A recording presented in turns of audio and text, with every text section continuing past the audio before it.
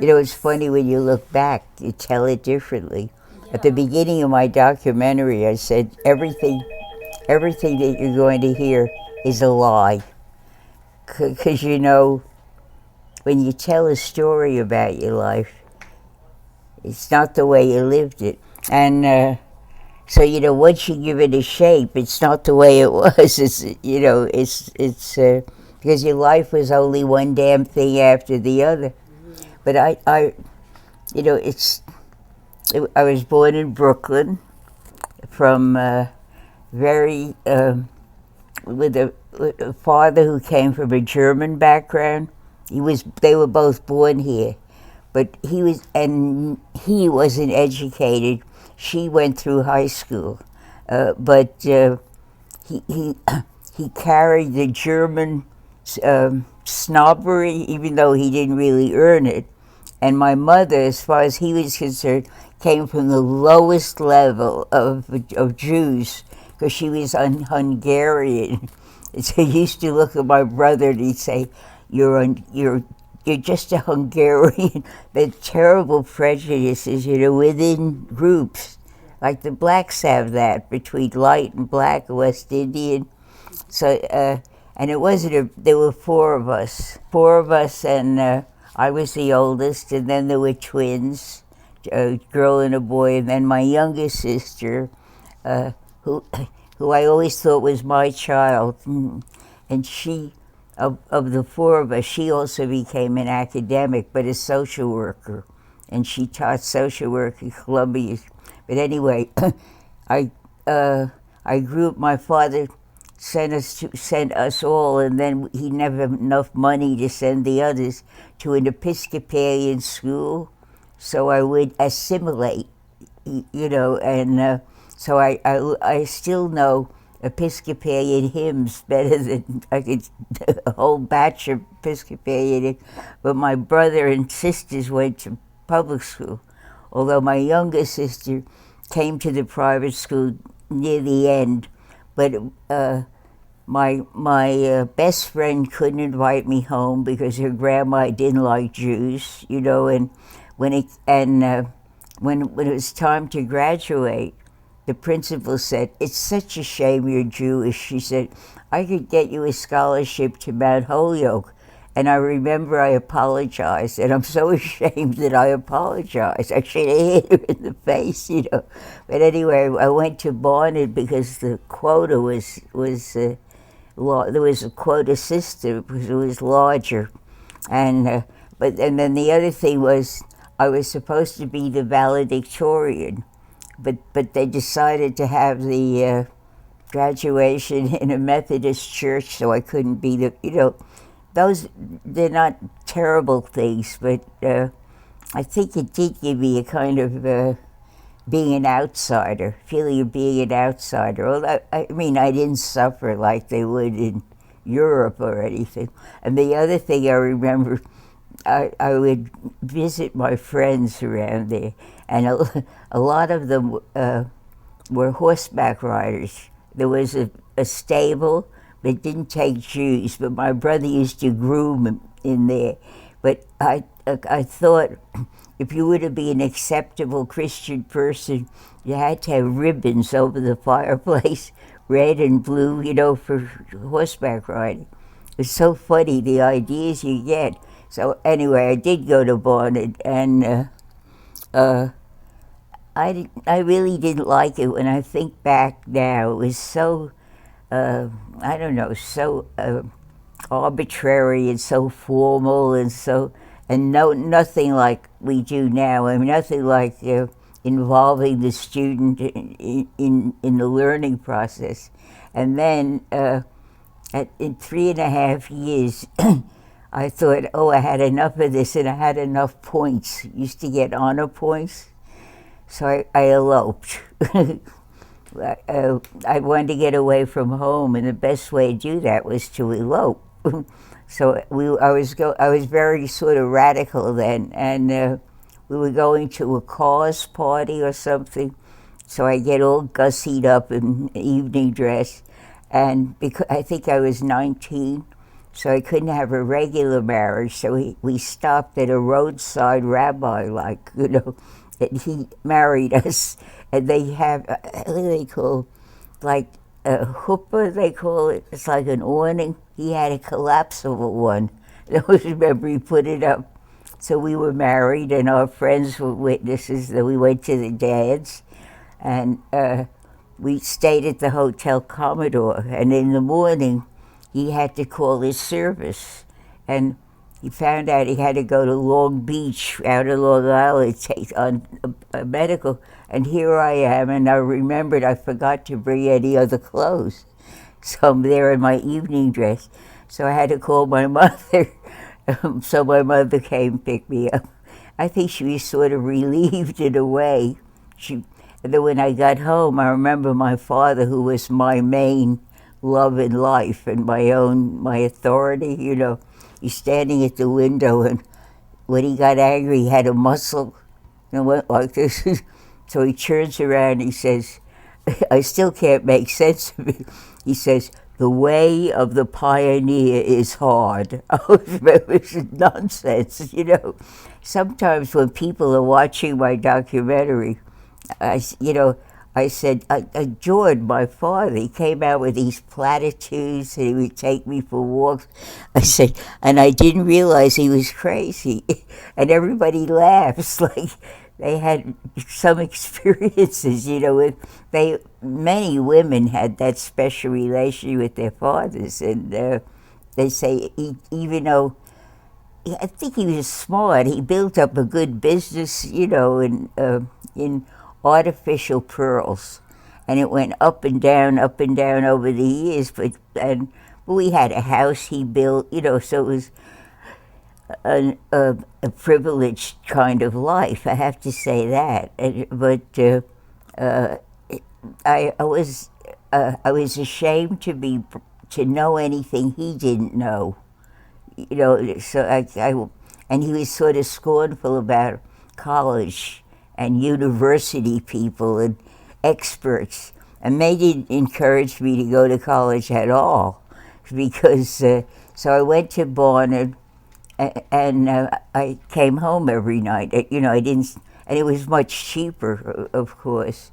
And then when I got out of Barnard and got married, I went to the new school, I remember. And I took some course, and I wrote a paper that they thought was too radical, so they withdrew they didn't give me my degree.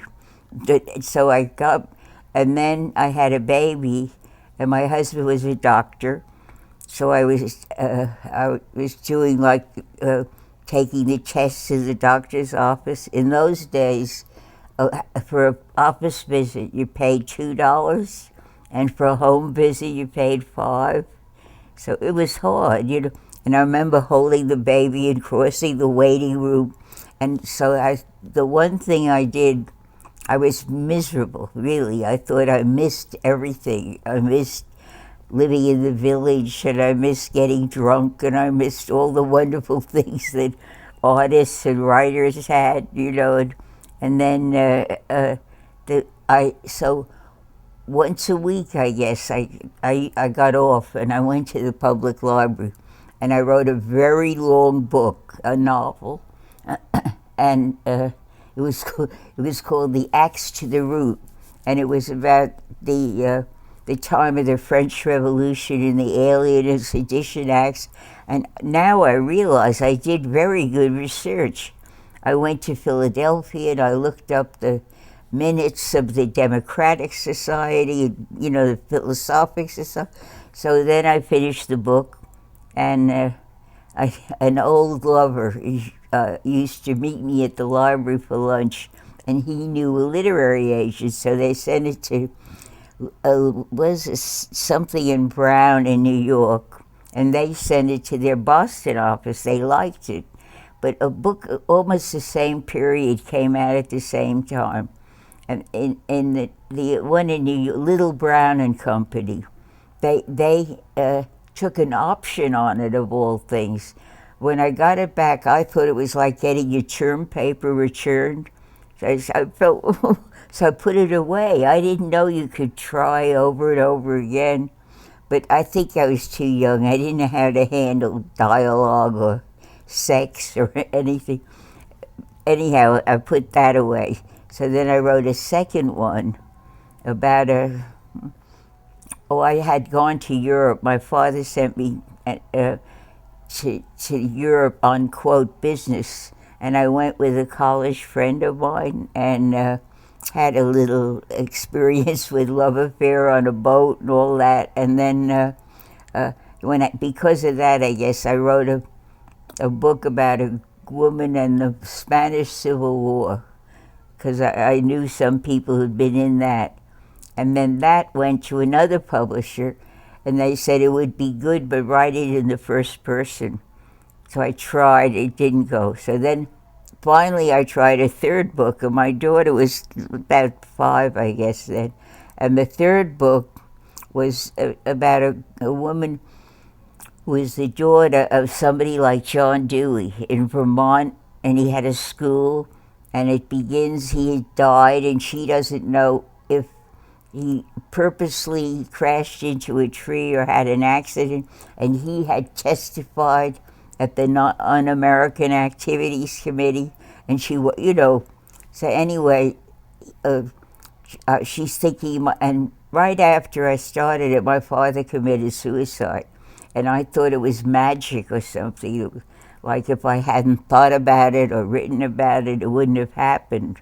It had nothing to do with that. And he had 2 brothers who committed suicide earlier.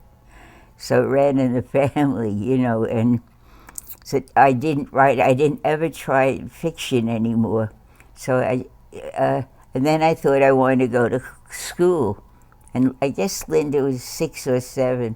So I wrote to all the colleges. I said, I want to be a special student, but I only have one requirement. The courses have to be between 10 and 2, because I take my kid and then pick her up at 2.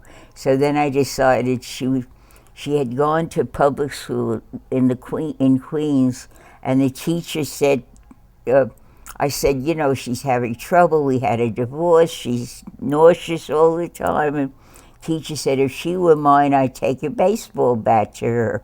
So I thought, out she comes. And I took her back to her school in Brooklyn, so it was a private school, little private school. So so I had to get her there. Then, so I thought, I could really go to school. So that's why I wrote to all these, and then one of them was NYU, and it was a course that met twice a week, 8 points from 10 to 2. So I could, combine Linda and that's how I didn't mean to get into education, but the courses were philosophy and history of education. And at the beginning I taught from the notes from the professors, because we would have huge classes there. So I was all of a sudden teaching, like the summer classes where they get 150 students from the South. And so then I decided I might as well get a doctorate here, because I get it cheap, because I was teaching there. So I did, and then I tried to get a job, and first of all, the philosophy that was becoming fashionable, was analytic philosophy, British philosophy, language philosophy, and I was an existentialist, I was interested in that kind of philosophy, and nothing could have been more outside so it was hard. But then finally, I got a job in Montclair, which is in New Jersey, and not a small trip from Forest Hills where I lived, And I had the kid, and it was hard, but you took what you could get then, because there weren't many women in philosophy. But what I taught was world literature, and I'd never taken a course in English, because I was excused. I liked books, and I thought they'd spoil it for me with the way they were teaching at Barnet. So I majored in history, and so all of a sudden, and so I learned more in that year, I think, than ever in my life, because they said world literature, the curriculum was made in Trenton, the capital of New Jersey, and it said world literature from the scriptures to Shakespeare. So first I thought, how could you let a New Jersey population go out without knowing Shakespeare? So I really had to study both scriptures, because you couldn't teach just the St. James Version to Catholic kids, so we had to use the Douay version and the St. James version, and then Donne and all right through, and I loved it. But I read all the critics and so, and then I shifted over. I wasn't a feminist, but my last course was from Hamlet to Moby Dick. It was a theme of the hero, and so I got, because I didn't want to stop at Shakespeare. And then after that, I didn't really want to stay, because my husband didn't want to anyway. But for example, the faculty, it does sound funny now, the faculty would have lunch in a club that didn't admit Jews. I think they'd admit you for lunch, but and the golf club wasn't taking Jews. It's very different now. I think Montclair's mostly Jewish, but at that time, and I told my husband we couldn't do that. What time was that, Max? 1960, and he wasn't an academic. He was a patent attorney, businessman, So he didn't, and then I guess. Oh, I went back to NYU, and I was an instructor, and then the head of the philosophy department was German, grouchy, analytic, and he called me, and I said, well, but now that we're in the same department, he said, who said we're in the same department? And we were eating lunch, and I remember I choked. I couldn't. He said, swallow your eggs. I remember him saying, terrible man. My revenge was he never published anything, so he kind of dwindled away. But so I taught part-time, I taught curriculum, I taught English, and I was in this. Do you ever hear of Louise Rosenblatt? Well, she was in the department, and she is much. She just died at 100 years old, and her son and my son are friends, and she I guess she had a lot of trouble because I was younger than she was. But anyway, like when she went away, I would teach her classes, and then eventually I did get a job at Brooklyn College teaching foundations. When I first met her, I took one class with her, and it was called Post-Elizabethan Tragedy or something like that. And she had experiences like me. For instance, she roomed with Margaret Mead. I remember that, and with Louise, a poet, but she couldn't get a job. Just like it's in my documentary, they have that they weren't hiring Jewish women or women. Like Margaret Mead could only be an adjunct because she was a woman in Columbia. And Columbia was so peculiar. I think they're officially Episcopalian. And when Eisenhower became president, they have a picture in the document. He had to change he was a Methodist or something, but he had to become an Episcopalian. It's very strange. But Louise said that she couldn't get a job because she was Jewish at Barnard, and there was a drama teacher who she just never forgave because she was so anti-Semitic, and she went to NYU, and I think and then she wrote Literature's Exploration in 1936 as a John Dewey lecture. And then because it was a John Dewey lecture, it was always sort of disposed of as educational literature. And then after she revised it, and I remember she got a very scornful review in the London Times. They said she was just a vocational educator.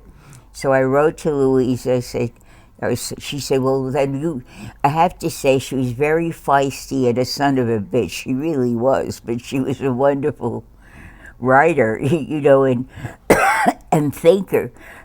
So I wrote a review in the Harvard, and it was published in the Harvard Ed Review. But you could never satisfy her. I remember that. Like one guy, was it John Walensky up in Canada? And I wrote to her, he has a book on literacy, famous book. And I told Louise, don't feel so badly. He talks about, she says, but how does he talk about me? He doesn't talk about my contribution, But, and then she wrote the other one, the text, whatever. And then a couple of times I heard her speaking, and I know we were both at the National Council of Teachers of English in Denver. And I think the war in Afghanistan had begun or something. And I didn't hear her, but everybody said she was the most militant, she was the most determined speaker. And there are people who love her, they have so much emotion for her. And then the last time I saw her was in Hofstra. They had I would say, an old women's panel of four of us, a wonderful woman from England whose name I forget, and Louise, and Goodman, literacy guy, Ken Goodman, his wife, and it was very weird because his wife, what's her name, Goodman, had confused the moment with the moment of Vietnam. She thought it was Vietnam all over again. We had a vigil, and she had us singing. It was so peculiar. But Louise said, she looked at me and she said, I read the TC News, and you're more famous than I am. Oh, I said, no, I'm not. But, but she, at 100 years old, she was still using the computer. And very resistant to dying. So and then I tried to make up to her for the years of neglect. And I was president of AERA, strangely enough. And I thought we'd have a special section for Louise. And I let her choose the respondents. And one was a very nice guy from Indiana. I just heard from him. And the other was Dorothy Strickland, who did reading stuff. And I forget who, but typical Louise, she looks at the program and she doesn't like where she's placed in the program. And so I had to put it in the errata. And if you put it in the errata, you have to sweep people in.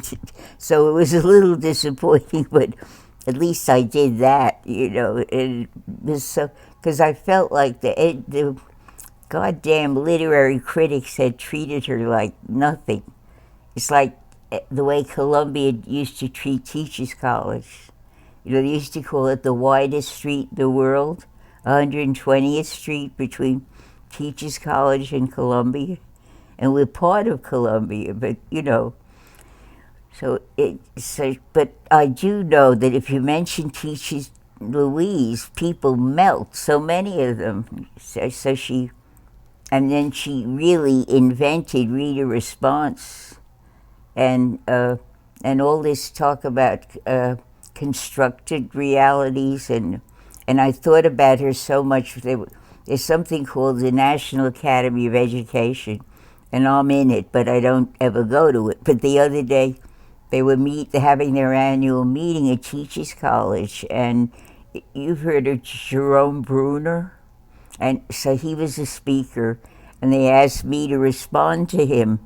But, he doesn't give you a paper, so you have to wing the answer. And they asked me because he wrote that book was Actual Lives and Possible Worlds. And so I'm interested in imagination, and he is too. So he was very sweet. But then there was a big sort of argument between him and Howard Gardner from Harvard. And Howard starts in on him, and I know they know each other, and they've had that argument because Jerry used to be at Harvard. So, and I remember Jerry sits up there and says, "I am a constructivist." And that's what started the fight. But I was thinking of Louise and all those fights. I am a constructivist. So Howard thinks he's a relativist, So I didn't ever have a chance after I gave my thing, and somebody else did. The people there were so busy asking questions, so it was good. And I sat there on the platform, and I looked, and all these people whose names are under all the big books in education, Lee Schulman and Lauren Resnick and Nell Noddings, and I'm looking at all these big shots, and I got this feeling of the absurd. I can't tell you. Who are they? They all have this aura of great importance, Howard and I know some of them, but I know Lee, the nice guy, and Howard is a little. I call him King Arthur, but he's a nice guy. But it's so funny. I have that. But what are we all doing here, like rulers of the universe, when we really amount to nothing? It was funny. Oh, I know.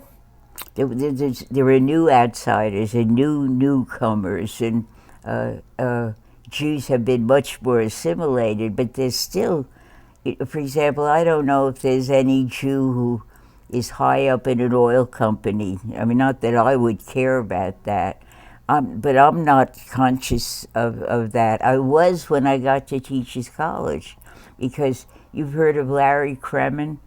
Larry was the third Jew ever hired as a professor there, and he was younger than I. He died a couple of years ago, but it's amazing to me that it took that long.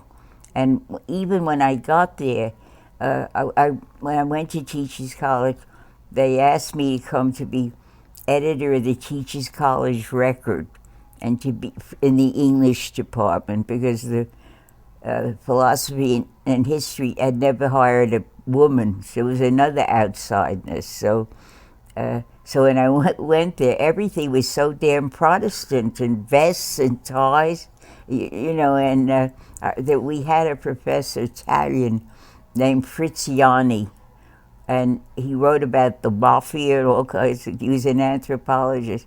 And I loved him because he wasn't all gray and proper and Protestant, But today, the president of Barnard is a Jewish woman. The head of the School of Journalism the president of Columbia was Jewish. I forgot now not, but he was, and it's amazing to me the changes that. So it's hard to say there's that prejudice, but there's no real pluralism, because I spoke the other day at Scarsdale. It's in the suburbs, very rich suburb, the most gorgeous school you ever saw, and I didn't see one dark face there, and some Asian faces.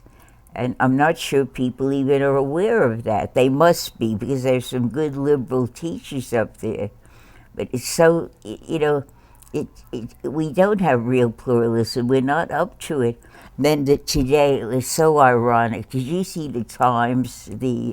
It's a terrible picture of in Malawi in Africa, a prison where hundreds of black prisoners are huddled together in one place, you know, and then I looked out at the marathon where the heroes are black Africans. I thought, my God, you know, the differences, you know, how the invisibility of some people, and then the fact that people think because of Belafonte and because of all, you know, that we've solved it. I don't think we have. And then in our school, I helped start a school, and it's called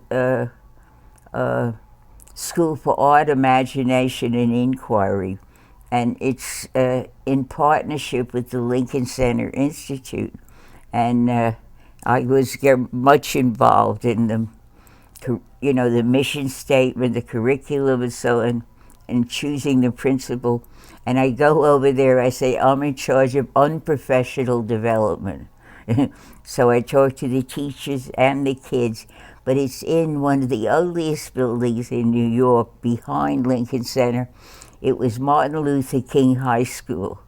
And we're in the cellar without windows.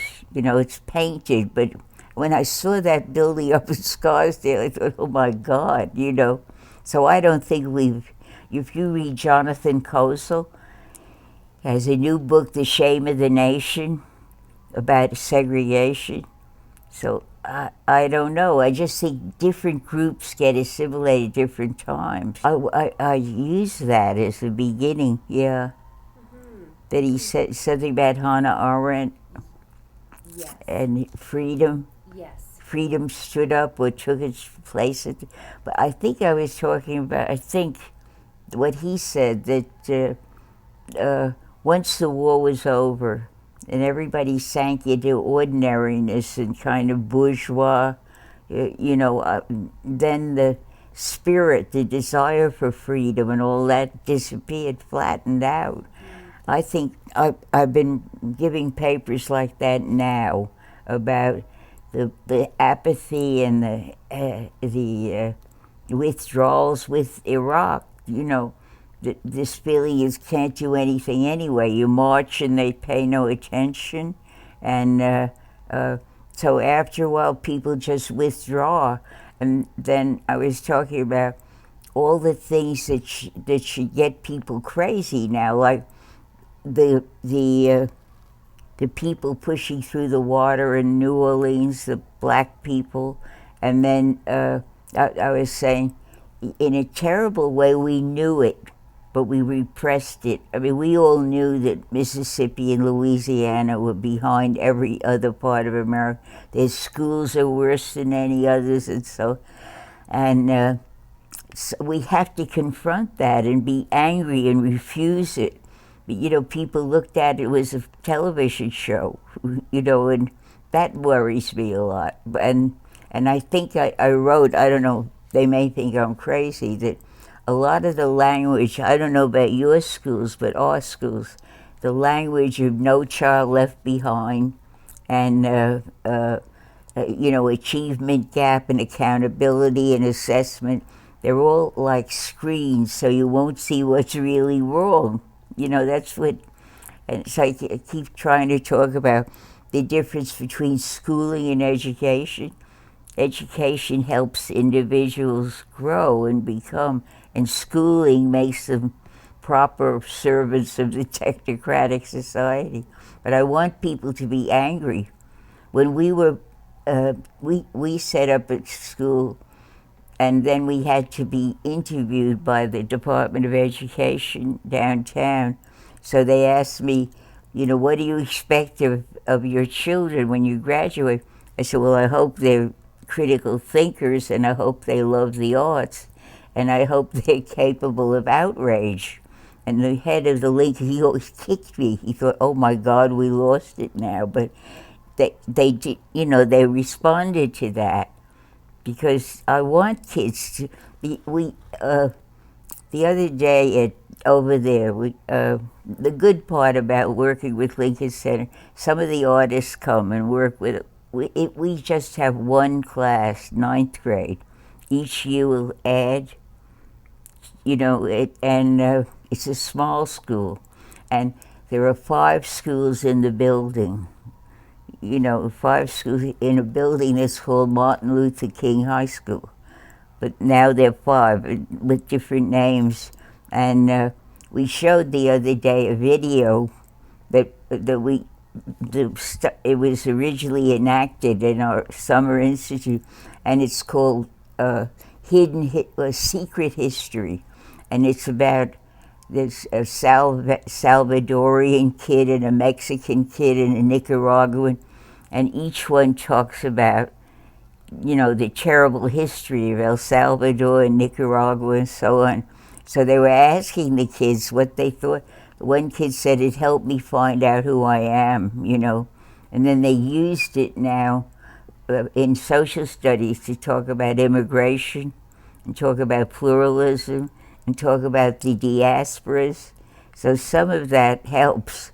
But it's hard to get, when I had 3 kids sitting around, and you have to push a button to wake them up, you know. 14, 15, how old are your kids, that young?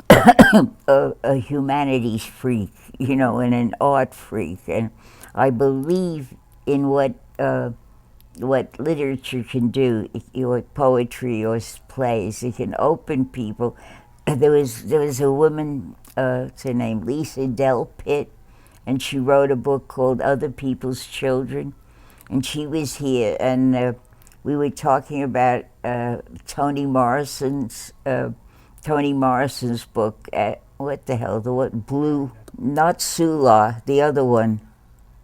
Anyway, it's about 2 kids and about a little girl who's made pregnant by her father, and you know, and about and the most wonderful part is about Shirley Temple. Oh, I know, the little girl wants to have blue eyes like Shirley Temple, and the one who tells the story hates Shirley Temple dolls because the parents are always giving them Shirley Temple dolls, and but that whole idea of trying to, you know, and when we had a conversation about it here, and we had no agreement at all, you know, but the fact that there was so many perspectives and they were clashing, and they were all possible in the book, I think, you know, make a lot of people wake up. It just, or for example, the other day in my aesthetics class, it wasn't about politics, but we read the book The Hours, and then I showed them the film The Hours, and I asked them to think about the difference between a film experience and a literary experience. And when they do that, they somehow go inside themselves, you know. They talk about how they imagined the guy who commits suicide, and how they imagined Virginia Woolf, and it's one way they come in touch with themselves. Those things I think are helpful. And I get when Linda Darling Hammond does those big things about quality of teaching, you know, they're good, but she never mentions the arts or humanity or imagination. So I think it's not going to solve anything, but imagination opens up possibility, and I think the only way to have any hope is to make people think that other ways are possible. You know Paulo Freire, and Paulo, he wrote something that he wants the peasants to think of a lovelier way of life, because if they can't imagine a lovelier way, they won't see what's wrong with this one, you know, and that's imagination, you know. I always wonder what he'd say now if he writes The Pedagogy of Joy, of Love, something. He spent a lot of time in Canada, didn't he? That's from Sartre, I think. He says, you know, that you're very present in your absence, and like he gives an example.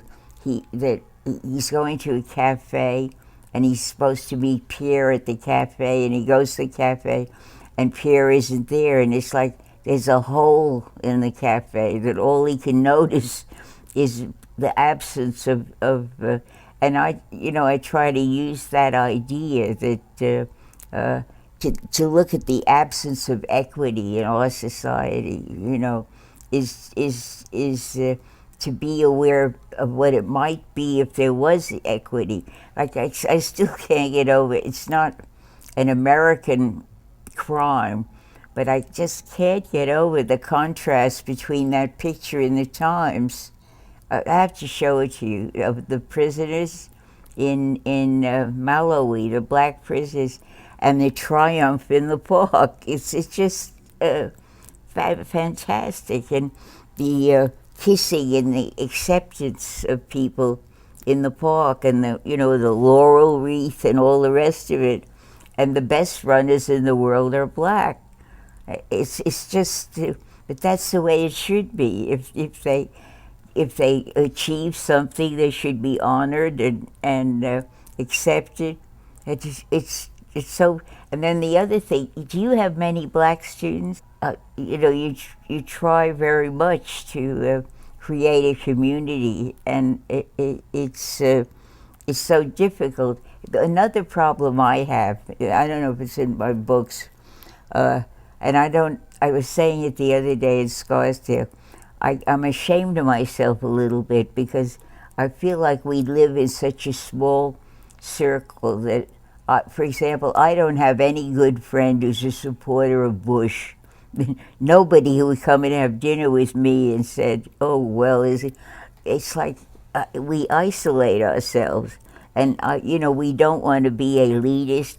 And then we have two newspapers in New York. Well, we have several, but the ones I would never read are the Post and the Daily News. And I see people reading the Post and reading the Daily, and I have to remind myself that they're human. They're not. But that's a very difficult thing when you grow up and you have a series of books and ideas and values that are yours, and pluralism means you honor the perspectives of other people who read the Daily News, or who, like one of the ladies who takes care of me is, oh God, I think she believes in magic.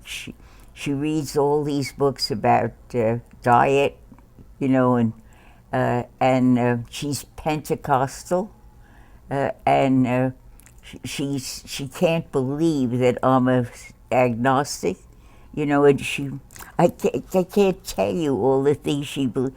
And I look at her and I think, you're out of your mind, but at the same time, we have to acknowledge, and she doesn't want any lessons from me. She knows more because there's a higher power. If there isn't a higher power. So I think pluralism is very difficult. I think easy to talk about multiple perspectives and try to read novels and try to read things from another perspective.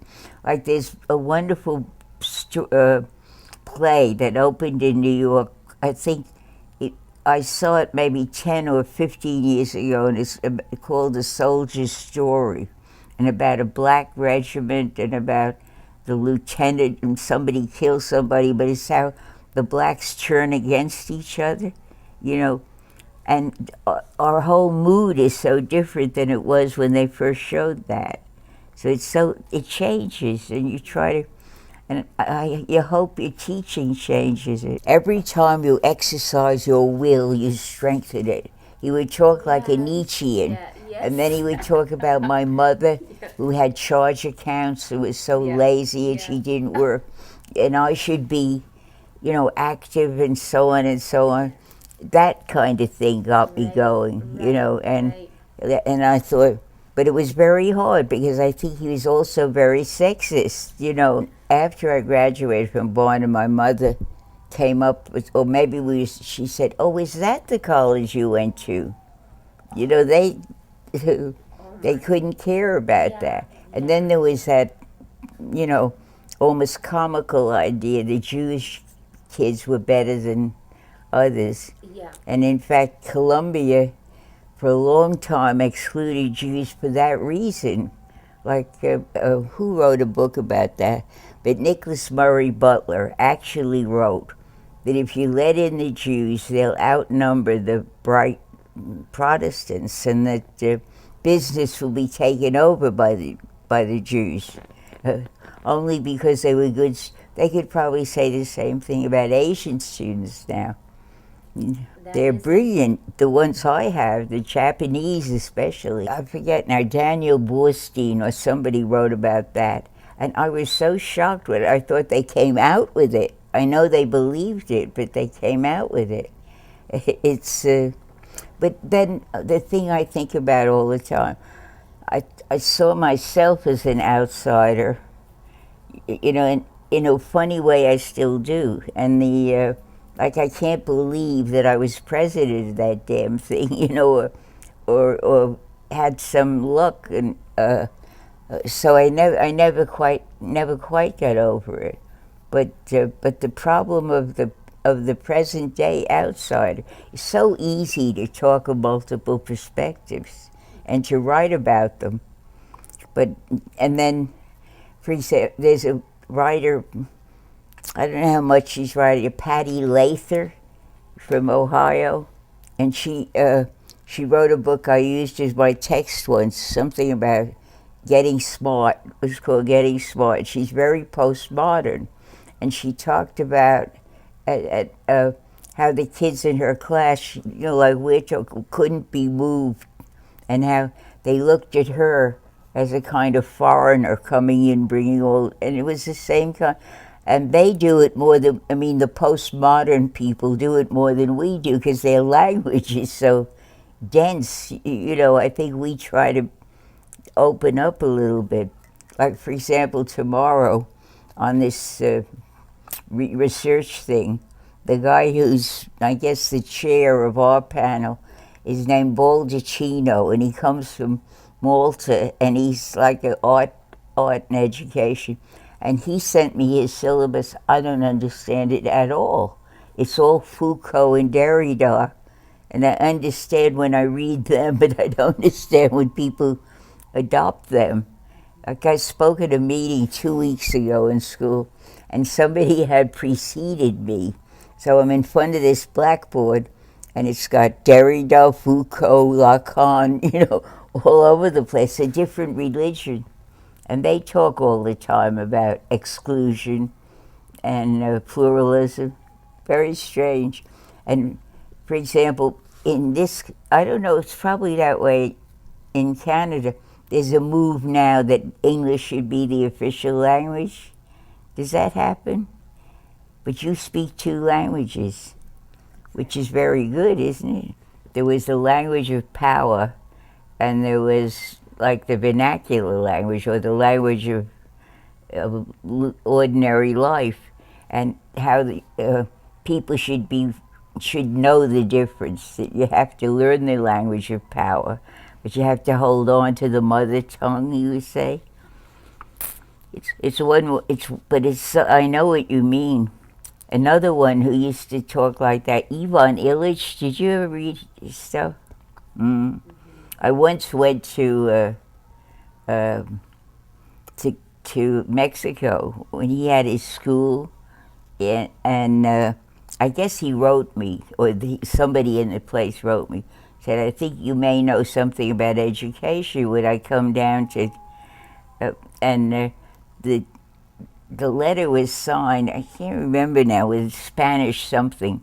And so I was very excited, you know, went down and registered, and over the registration table had a big picture of Christ throwing the money changers out of the temple, you know. It was, and then let's see, we gave a little course, and then he let me teach a course in the garden, but it was full of, you know, big people selling the wonders of drugs and spiritual experiences, and people would get up and say, I'm sorry to say I am a schooled person. You know, it was very, very, I'm schooled and I'm manipulated, and therefore, and Ivan was a priest, and he believed in, he believed in celibacy, but not chastity, you say. And he used to ride around, and then he spent the last couple of years at Penn State. He had some kind of commune there. He was kind of wonderful. You know, one time I had to introduce him, and he also, talked about the mother tongue and all this. Nobody does that anymore, do they? Like a lot of people, I thought of modernism as a kind of rejection of formalism, and I loved the so-called modernist writers like T.S. Eliot and Joyce and so on. Now that I know something about postmodernism, I'm much more critical about it. For example, one of the criticisms of modernism, I think, or maybe it sort of got associated with the criticism of the Enlightenment and rationalism, and the idea that I read Adorno, for example, and how they say that with all the applause for rationalism and so on, it still led to technocracy and the building of the concentration camps and Hiroshima. And those are the kind of flowerings of that wonderful rationalism and technical thinking. And I'm much more aware of that than I was, And then the other thing I'm aware of was the postmodernists talk about the meta-narrative, all these wonderful big, like the idea of progress, or or like Toni Morrison said that. Do you remember The Bluest Eye was a book I was trying to think of? At the beginning of it, she has the beginning of the old primer about the two kids who lived at a farm, and they had a dog named Spot and a cat named so-and-so, and the father would come home from work, and Toni Morrison said, that's the meta-narrative that we impose on children. That's the right way to live. And she's saying it controls the baby books that children use, and it's why the child in The Bluest Eye wants to grow up and have blue eyes and blonde hair. I wanted to be Shirley Temple, too. I didn't know you couldn't be. And only later did I realize, I know I'm getting far away from your question, only later you remember the film, I don't know, I think called The Little Colonel, and she's having a birthday party, and she summons the butler, and the butler is that great tap dancer, Bojangles Robinson, and he's playing the butler, and then she does that famous tap dance on the steps with him. But that's such a terrible, discriminatory approach, and I never noticed that till I was growing up. I think it's just as important to teach kids to recognize those things. And then, I think we had a lot to overcome with the idea of the melting pot and the idea of assimilation. Like my father really wanted us to assimilate, and he sort of liked the idea that I could sing the church's one foundation, or love divine, all love excelling, which are episcopae. On the other hand, I'm sure he was upset about the Holocaust. I don't remember him ever talking about it, except that we could never, I tell you, he was crazy, but he wouldn't let us wear yellow dresses or have anything yellow, because he said his mother, I think, grew up in Frankfurt, and the yellow star was used before the Nazis. So he associated with that. We never could have yellow. I remember that. So I just finished a book. It's not very good, but it reminded me of what you said and what I was thinking. It's, what's about, what do you call the librarians who, keep track of old books? It doesn't matter. The archivist. And so it's sort of about people who grew up and didn't pay any attention to the Holocaust, and about how some people, one person wakes up to it and is so overcome by it that she really is, crazy because of it. But it is terrible. I only realized it when German refugees came over here and they were selling neckties, and some of them were professors at home or doctors, and you sort of realize, but it took a long time before we realized. I wrote something.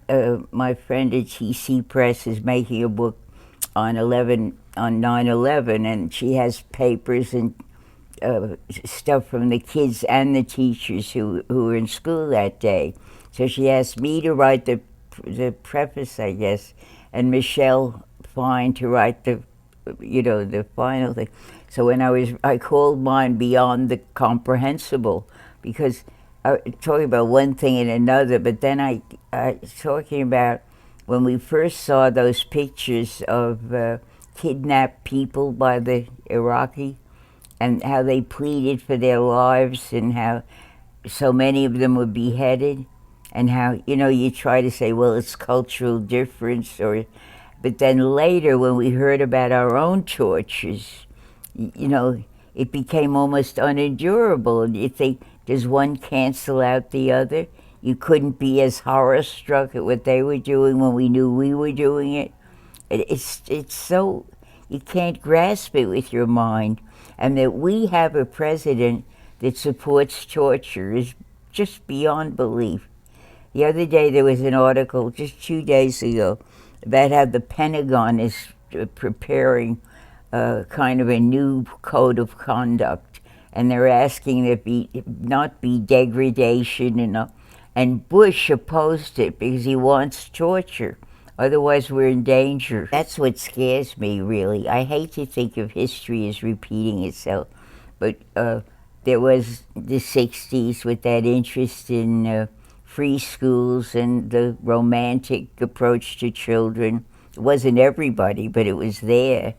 You remember Paul Goodman and Edgar Friedenberg, who's up in Canada, and people who really talked in Emersonian terms about growth, and so certainly. But then a lot of people think it was that caused the 70s.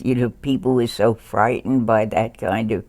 But then there was the competencies thing, and that these things that we were so inferior to European countries. And then we had Diane, and we had Checker Finn, and all these people writing what is worth knowing. And remember, who is that guy in Vanderbilt? Oh, Hirsch. What every American adult should know. And education gets boiled down to a few prescriptions. So, and now we're at the bottom of that movement, and so much is a function. I don't think we were ever as affected by the federal government as we are now. Do you? I mean, this is all Bush kind of philosophy. It's so hard to change. I feel like I should have read over what I wrote. And now you're making me think about, how did I change, and am I false to myself? I want to rewrite, if I have time and can live long enough. I would love to rewrite a little bit of Teacher is Stranger, and Carol at the TC Press said she would publish it. And when I read it over, at first I thought, it's so 60s, I can't. But when I read it over, I thought I would like to say a lot of these things now. I wrote a book called The Public School and the Private Vision, and I was interested in the relationship between American literature and American educational thought, and the connection between Horace Mann and Nathaniel Hawthorne, or Dewey and Mark Twain, and so on and so on. And then I wrote an article that said, so many of the people who preceded all these movements about critical theory were American, and they're left out of that history, like Frederick Douglass, for one thing, or Thoreau, or Emerson, or some of the people around them in a kind of reform movement in the early, and the women reformers, the early suffragites, who said some amazing things, trying to who understood about power, and so that it's partly history that I go into, and partly always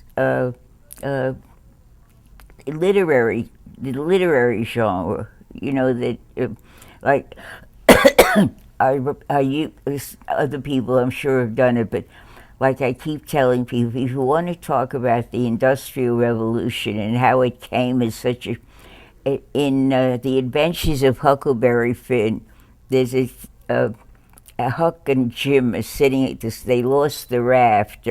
No, they didn't lose it, but they have it hooked up, and they hear the noise of a steamboat up the river, and they light candles as if the steamboat was, but the steamboat keeps coming and goes right through the raft.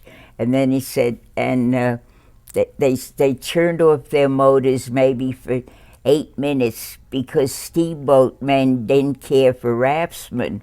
And it's such a metaphor for what was happening. So it just seems to me that a novel like that sheds more light in one chapter than some of the history books. It has that metaphor that you can never forget, the boat plowing through the raft. He said, and then Jim got up out of one side and I got out of the other. They get split. And then he goes, I shouldn't keep going on about it. He goes into the grange of his house, where it's full of sort of oilcloths with eagles painted on it and sad pictures on the wall of ladies in big bustles at gravestones, what are the fake things. And then the shepherds, the people who own the house, go to church and listen to stories about brotherhood and hang their guns as they go in. It's amazing the kinds of levels novels give you. I think a lot of people read novels to sort of prettify or to make things, more, I don't know, easier. But they're not. They go level by level. I didn't go to Spain, I should say that. I met a guy going to Spain on a ship, and I tried to go. I went almost to the border. And my friend who I went to Europe with, that's the time I went to Europe for my father. And but then when I got to France, I got a job in the Loyalist sort of embassy there. So I was there for a while, and then I got a cable from my father to come home. And I went home because I was a good girl, But I was, I translated stuff.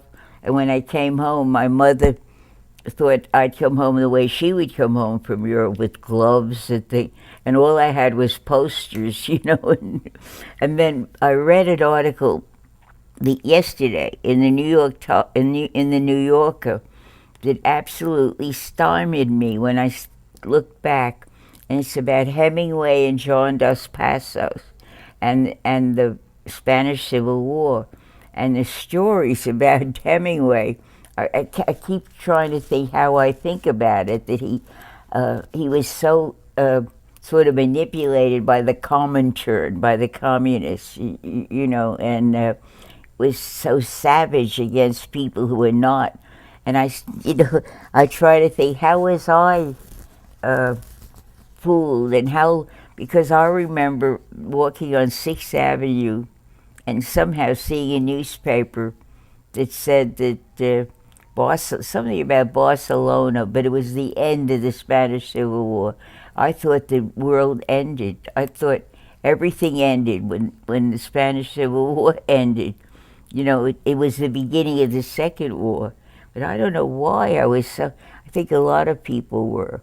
And now I realize the boys who went to the Abraham Lincoln Brigade that I met on the ship, they were so foolish. They never had any training. They didn't, and they were just killed one right after the other. And it was so useless when you think about it. So I was doing a whole rehearsal in my mind. I wanted heroism, I guess. I wanted color in my life. I didn't want to be just a Brooklyn kid. It was very strange. And I was thinking in many ways, not only did I always feel like an imposter, but I always felt like a liar, that I was like a traitor to what my mother and father were making, especially my mother made me into. It was just, and so I was very ambivalent. I probably still was in the college. I wanted to be a good girl, but I wanted to be something at the same time, and being something was at the opposite of being a good girl.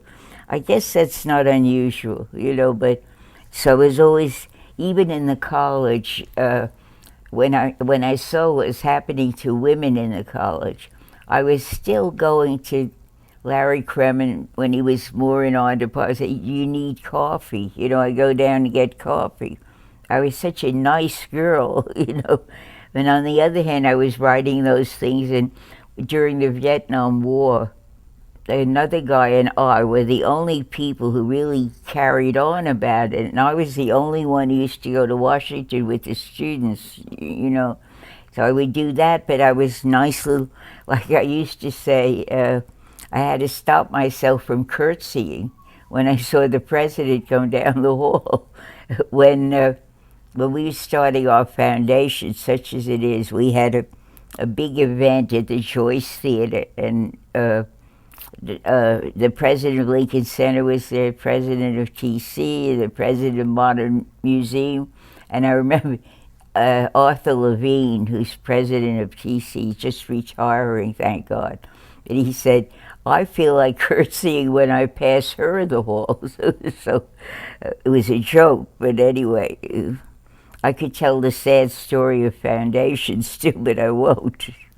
Imagination, partly because it does get you out of the box. It helps you think of things as if they could be otherwise, so it breaks with the sort of granite objectivity of things. But I have to say that probably since 9/11 here, when somebody wrote to a couple of us and said, what about the destructive imagination? And I'd never confronted that. And the destructive imagination that made it possible to hit that second building or build Auschwitz. So lately, I've been thinking, and I can't solve it, I've been thinking about how imagination can be activated within a moral context. Can there be a relationship between ethics and imagination? I'm so worried about, I don't want to confuse ethics and art, but I'm really frightened that if we don't limit what imagination, have moral limits to what, my grandchild and his friends loved The Godfather, and they're watching and I asked something, they were here, and I asked them what they want to be when they grew up, and his friend said, I want to be a hitman. Why not? It was using art to generate, but that's what worries me, to generate possibilities. And you don't want to limit imagination or censor it, but how do you, move kids, move anybody into imagination, a possibility that's humane, that's decent? So I don't know how to solve that. I'm trying to. I think in many ways it's similar. The idea of the perspective, and how taking a perspective which challenges what's given, and what he says about the kind of freedom that's associated with imagination, and even his neo-Marxism is. I have to accept that. It's very hard to challenge that. So I think there are many ways I really agree with him. I have to read his book on aesthetics again. I used to quote it all the time. No, I know. I use art as experience, but because of what he says about experience, it's probably a better book about education than it is about art. And if you think about it, he almost never talks about a particular view, a particular art object. So no, I don't think it's a great work in aesthetic.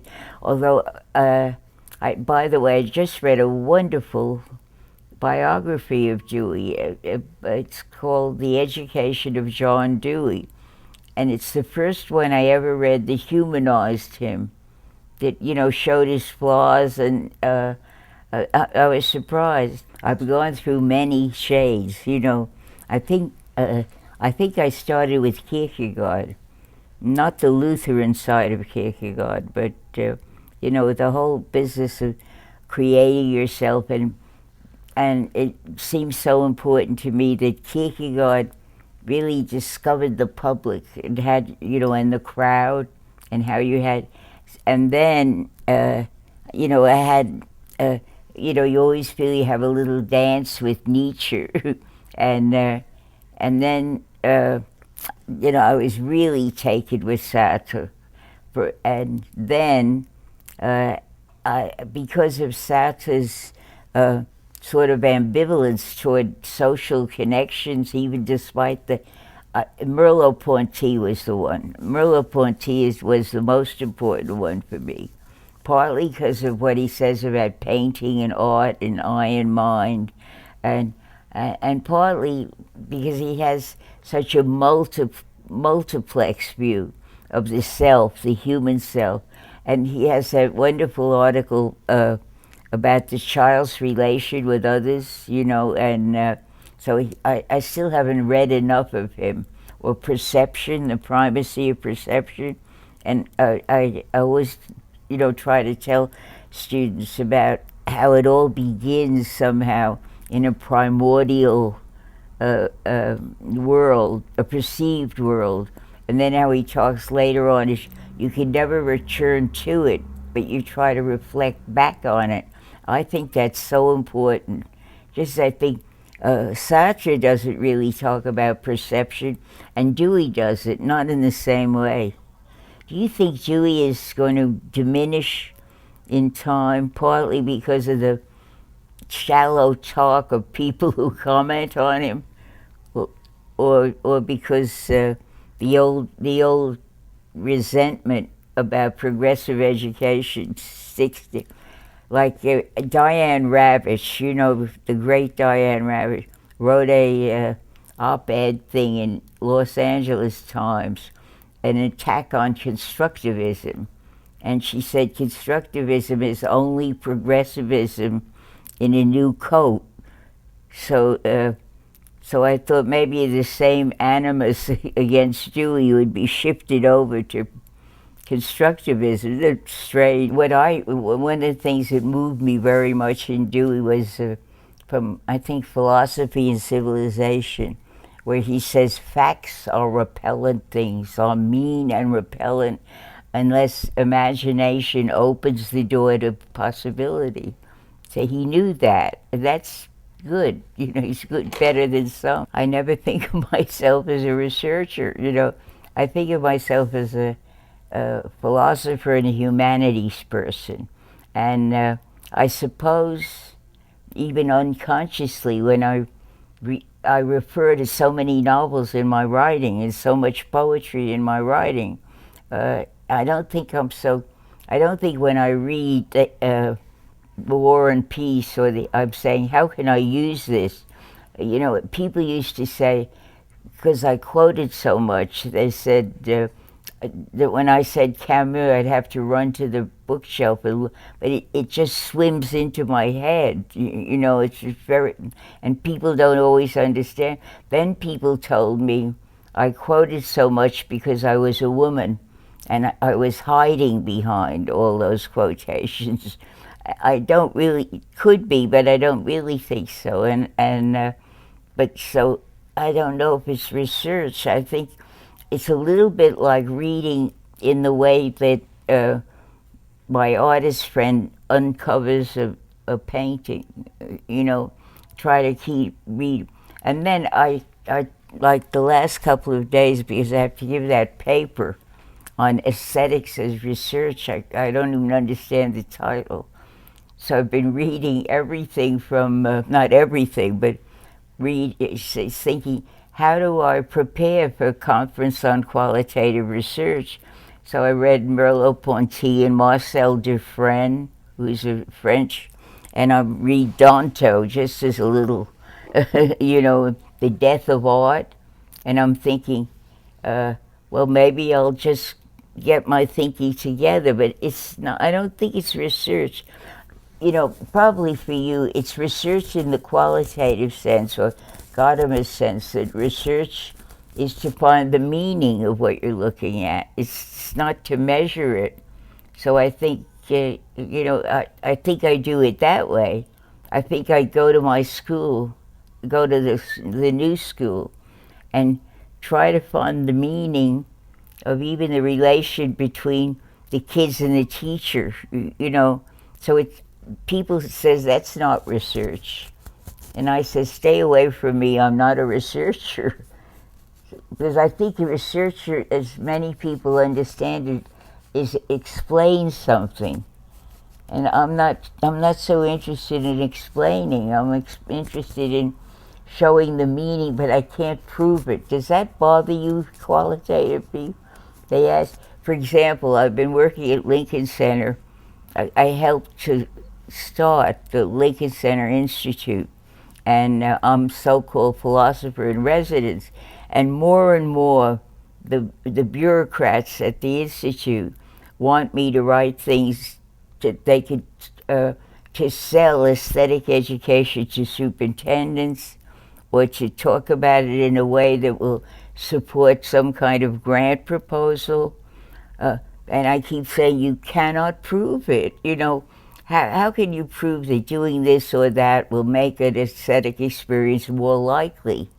And then I can keep asking people, how do you know when someone else has an aesthetic experience? Or how do you know when you have one, and how do you explain it? So, I get very unnerved by the research they ask me to do. And they start a research circle on aesthetic education. I kept saying it's unethical to talk about proving something.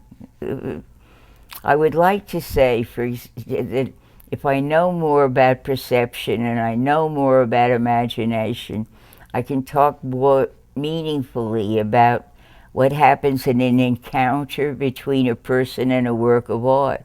And I was just writing that I can't prove that either, that for me, like for a lot of people, the perceiver or the appreciator is on one side and the work of art is at the other.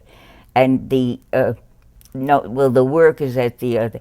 And the work of art is an event that occurs in the encounter between consciousness and the work. I don't want to say it's measurable.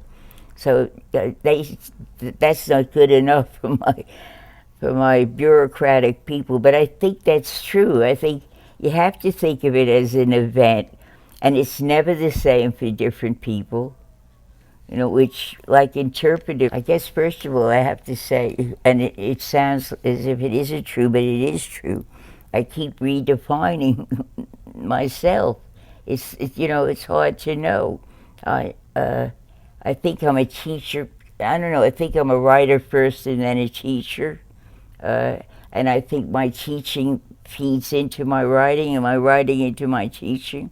And if teaching is a conversation and you have to hear what the other side of the conversation is, it must affect. One of the things that is amazing to me, and I don't know if it happens to other people, after I was sick, I couldn't write. Part of it is arthritis. And at the beginning, I couldn't even read. But I always thought about my writing as coming from here down my arm. And I only learned to use the computer after I started to get better. I never thought I could write on a computer, but I could type. But what I found out like the other night, I thought, I don't know what the hell this aesthetics, this research is. And I start to write, and it really does come. It really, and I don't know how or why, or even if it's any good. But it's part of it is like trust yourself, because I can't do it on a yellow pad anymore. It's hard to do notes on a yellow pad, and it's like flow, you know. And then what's his name? Uh, the Hungarian guy with the funny name who wrote about flow. It doesn't matter. It's another name I lost, but there is something about it, and I don't understand it. And I think I'm terribly lucky because I gather that a lot of stuff I didn't even know was accumulating is accumulating. And part of it is memory, part of it may be a creativity, part of it is, I suppose, being affected by the prose of things that I read and feeling so strongly that there should be a concreteness. In one year, years ago, I had to give a paper on moral education in Harvard when Kohlberg was still there. So I don't know why I had the nerve, but I called it a return to the concrete. Then I thought, oh my God, Kohlberg's students are going to be at me. So, and I get there, there's this shabby little guy sitting in the front, you know. I thought, oh no, it can't be, but it was, you know, very funny. But he was a very nice man. Did you ever meet him? Poor guy, really sad. But I was surprised, you know. He said, you'll have to introduce me to Sartre. I don't think I ever did, but and his moral structure used to trouble me. I think it shows in teaching, and I hope it shows in writing. But in my ordinary life, it was very hard to show. And today, when I'm, you know, alone and I have a lot of losses around me and so on, like other people, I don't like. I was going to a psychiatrist for just a little while because people thought I had Parkinson's and all these horrible things, and they're giving me medicine for Parkinson's when I didn't have Parkinson's. And finally, oh God, I had a Freudian analyst. When I first got to the hospital, I was asking for a knife or a plastic bag. So when they heard me say that, they called my. So he came over and he says, "What's going on here? Cut this shit and get out of bed." So I asked him, was that the sheriff's approach to, you know? And so, but I did find a guy at New York Hospital, and I've only seen him about 3 times. But he said something that convinced me it was, you know, I could accept. He said, usually we think of our losses in linear. You know, my father died, then my mother, my brother, you know. He said, but sometimes they all come together in a big knot, you know, and so it becomes a trauma. And he said what I had was like a post-trauma crisis, and that made sense to me. So then later on I asked him, I said, you know, the problem of age for me, loneliness and meaninglessness. So he said, and he's right, he said the way you can somehow deal with both of them, if you're lucky, is through creative work, which is true. Because, you know, if you are writing something or making something, it takes care of the loneliness. I was trying to think before I went to college,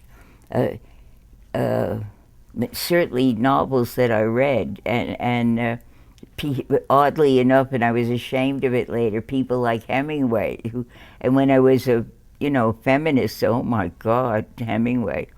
And I think the first philosophic influence, if you would call it philosophic, was Camus, you know, and not just Myth of Sisyphus or the novels, but the rebel.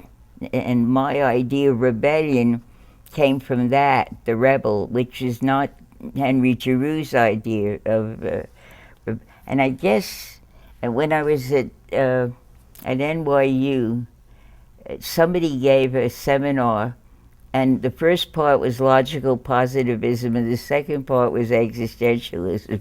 So very odd. So I had a chance to read Sartre with somebody there, and I guess it always fascinated me. There was something about it. Like silly things, like if if somebody asks what about the examples used by logical positivists or existentialists, they say a positivist would use the example of a collar button left that fell under the bed, and existentialists would talk about abortion and the whole difference. And that really got to me. And I wrote papers at that time of analytic dominance. Like I wrote one called "The Meaning of Meaninglessness." Remember when they said any statement that couldn't be proved was meaningless? It was, and a lot of people didn't like me, but for some reason I got to be president of the Philosophy of Ed Society. Did you ever read a man named Vandenberg? He's an awful person, but at one point he wrote a very good book called Being in Education. First of all, I try very hard to read the various positions in aesthetics, and I often begin a lecture or a class, and I'm asking myself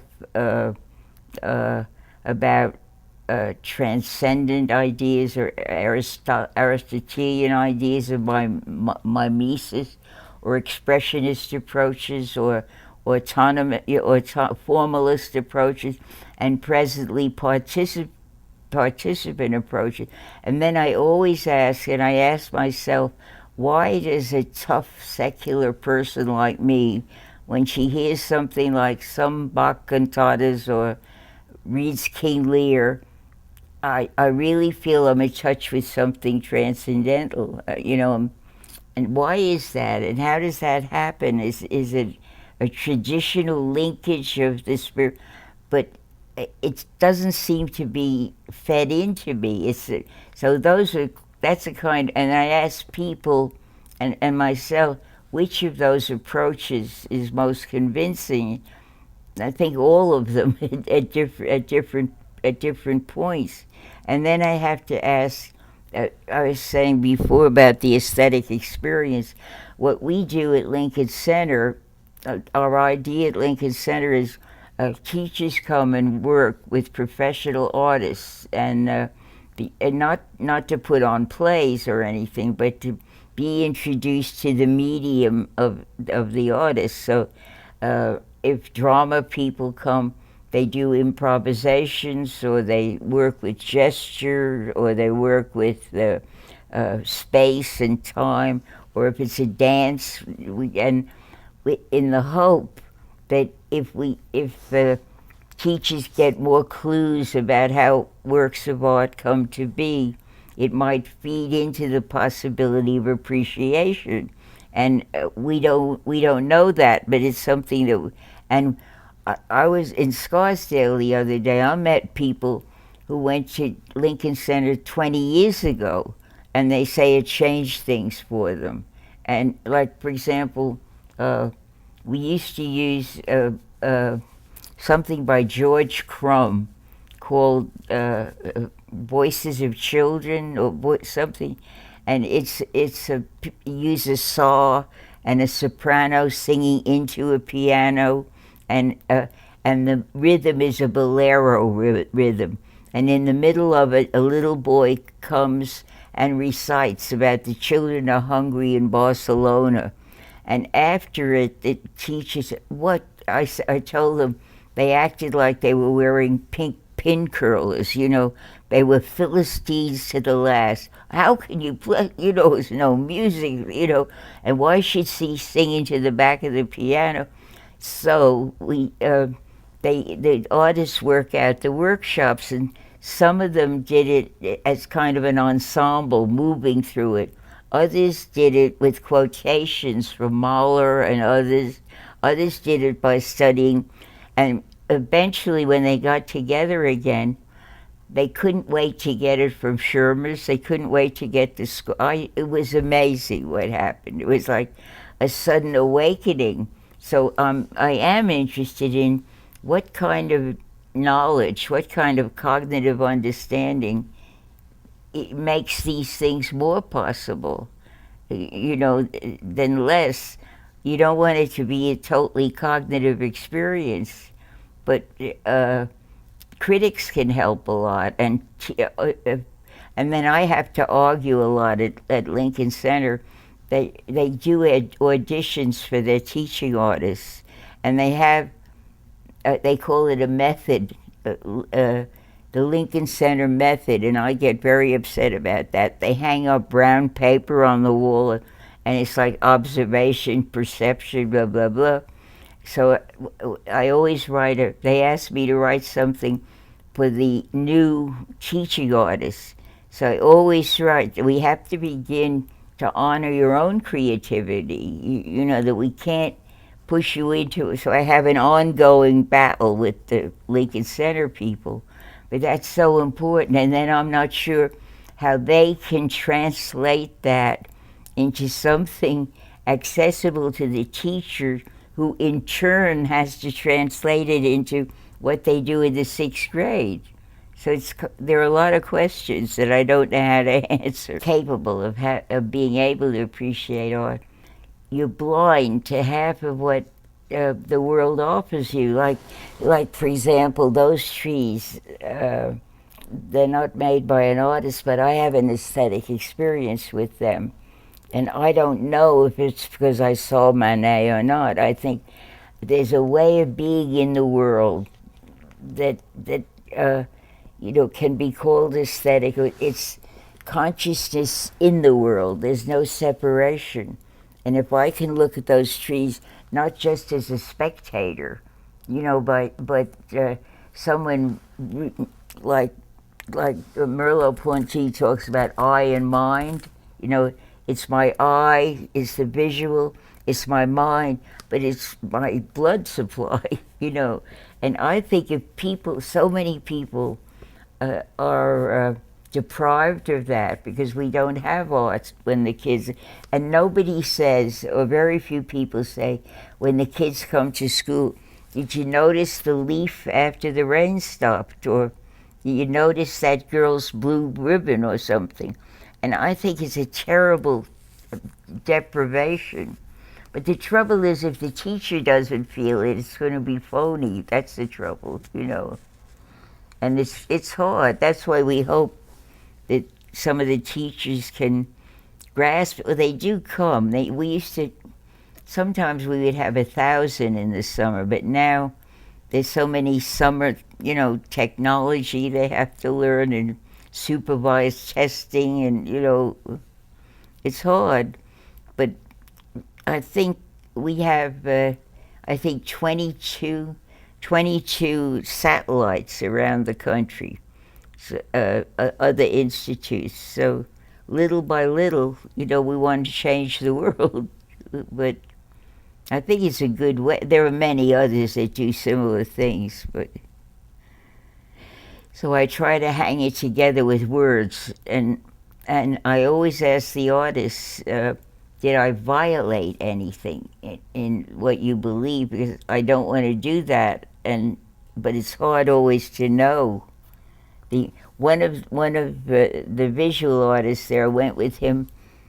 I often go with him with groups of teachers to the museum, and he was in front of the Pollock at the Guggenheim, and I forgot what it's called. This very wonderful Pollock, and the students were asking questions, so he had them lie down next to it, and sort of invent the structure of it through their bodies. It was very good. It was very interesting. One time, have you been in East Hampton and seen there's still the floor, there's still the floor of the garage or the barn with his painting on it? It's his old house, but it's wonderful. I don't think he thought it was a complete painting, but it's the way if it weren't for Jackson Pollock, there would be a lot of misapprehension still about painting. First of all, Teachers College has been unfriendly to it, and I'm lucky. I'm lucky that they let me teach it still. The art, one of the biggest challenges comes from art education. Because we don't do, our idea is, or my idea is that to give a child a chance to work with medium and so should bring him closer to appreciating art. But to do it just for creativity's sake, or, it gets lost after they get beyond that. So I think part of it is in the college, and art educators are a little bit threatened by when artists come into the schools. We, excuse me, the teachers that come to Lincoln Center can invite artists and performances into the school, and the art teacher is often frightened by that because they don't remember their own creative history. It's strange. You'd think our best friends would be art educators, but also there's no drama in Teachers College. There's no theater. There used to be, but there isn't. There's music and painting. That's about it. So it's very parched, I want to ask you, they have a show of Van Gogh's drawings at the Museum of Modern. They have long lines to get in there because it's one of their big shows. And the irony is we have these wonderful art institutions. We have the Metropolitan Opera. We have the best theater anybody can imagine. And so I guess a lot of people think, why worry about it? If people line up and don't know what they're looking at, so what? The Metropolitan does well anyway. But it's so peculiar that they walk by like on a tour. It's Tuesday, there must be Picasso. And then I feel like an elitist when you talk to them. You say, oh, you don't know how to look at Van Gogh. It's very hard, and that's, I think, one of the things in the way here, because New York is an artistic capital. Why worry? And we have everything from postmodern to post-postmodern, and we had the Village, now we have Chelsea, we have Williamsburg and Brooklyn. It's just a great ironic, but the other thing, the mass of young people, the black children and other children don't go, and they're afraid to go. That it's like a police state. The man wears a black uniform, so it's hard. I used to say I thought the guards should wear justice uniforms or something. But in New York, minority kids are afraid. They're outsiders, and they don't know how to act. They won't say that, but they don't know how to act. And they think there's a language. I think I said that one of the things I liked about the principal we hired is he said he was worried that the Bronx school he taught in had children who had never been below 110th Street. So he said he used to take them, so they would feel some ownership of the city. But there's so many that never come outside of the Bronx or Harlem. It's very peculiar. Not peculiar. It's part of the class structure. So, like, we have a good studio museum for black paintings, and we're beginning to have more and more Latino galleries. So little by little, but still the class thing exists. One of those is in Teachers College, but then other is Elliot Eisner and I, who've been together as in dialogues and so on. And he always he doesn't want to say we're opponents, but we are. And his notion of arts-based education bothers the hell out of me, So I criticize that, and I think he criticizes what we do, So he's a critic. But that's the kind of thing. And then he has a whole community of his own, Elliot. You were at a conference with him. You know him. And I think he's probably done a lot for art education, and he's recognized and famous. But his last book, I won't write a review of it, but Art and the Creation of Mind. Even the title doesn't make sense to me. How is a mind created? I thought a mind develops, you know. So it's and he's sort of a late comer to philosophy, and he he talks about representation as if he's Nelson Goodman, but it's I don't think he keeps, maybe I probably don't either, but he doesn't keep the conversation on a really high level, I think. So he's a critic. Trying to think who else. One of the things I'm lucky about, I guess, people do associate me with Lincoln Center, and that keeps me safe. Lincoln Center has glitz, you know. I think he objects to my objection to him. You know that, like for example, I was on a panel with him and Barone, and some reason I quoted The Death of Ivan Ilyich, and then Barone.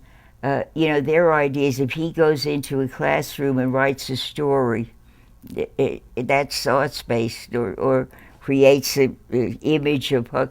So I said, I said, you're not Leo Tolstoy or something.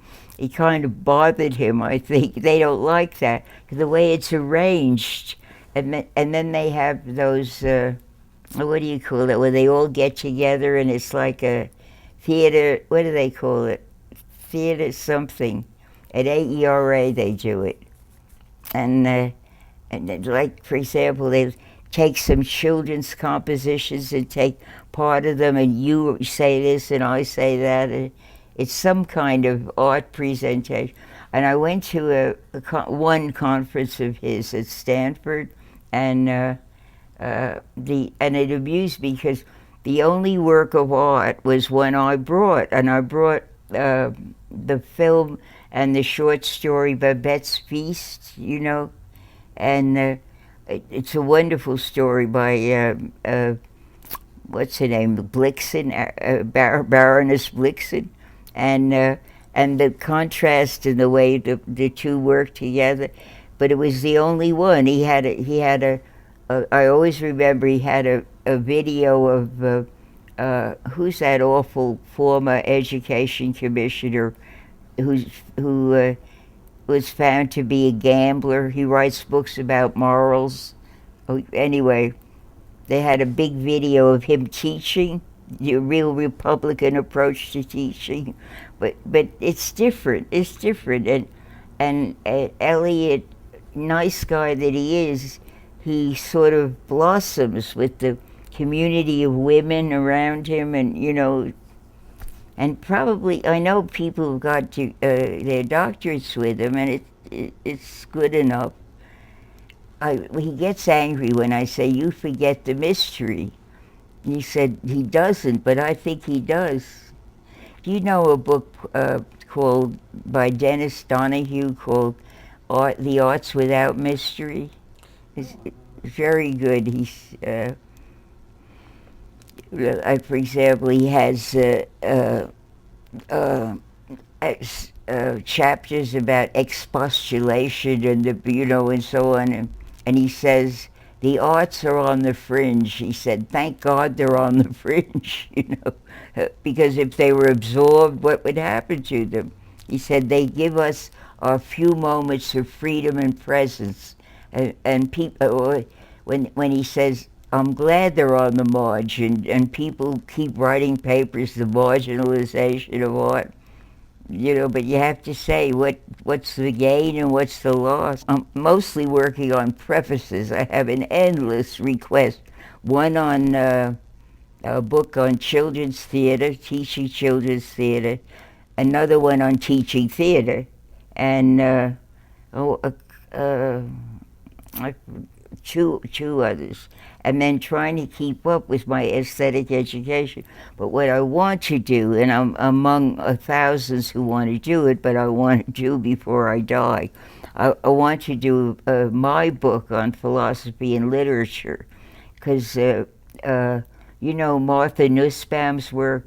The one book I liked of hers was about the Greek ethic, which she talks about the Greek tragedy, and the other books I don't like about the humanities. So, and I don't know if I'm educated enough to do it, but that's what I want to do, so I'll do it, I'll try. I'm trying to think the story I would write about Bill Pienaar. My God. I've known him in so many phases, you know, reconceptualism, gay stuff, and then what he's done in Louisiana State. It's amazing to me how many. Not all of us went through so many stages.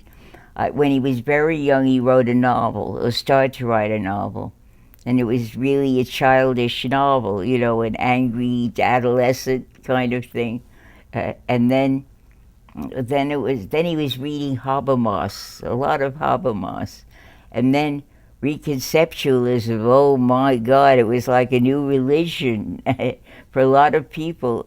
And then I detached myself from it. Like the Ralph Tyler example, that doesn't exist anymore. I mean, Ralph Tyler is not a paradigm anymore, but I guess there are many others. Yeah.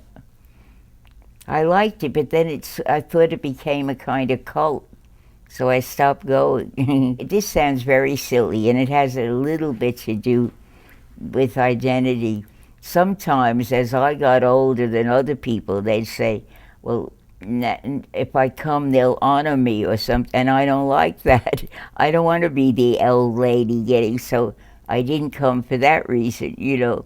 And the other thing I tell people, and it's true, it sounds like fake, but I really do feel inside I'm still inventing or thinking, and outside there's a puppet, and it's called Maxine Greene.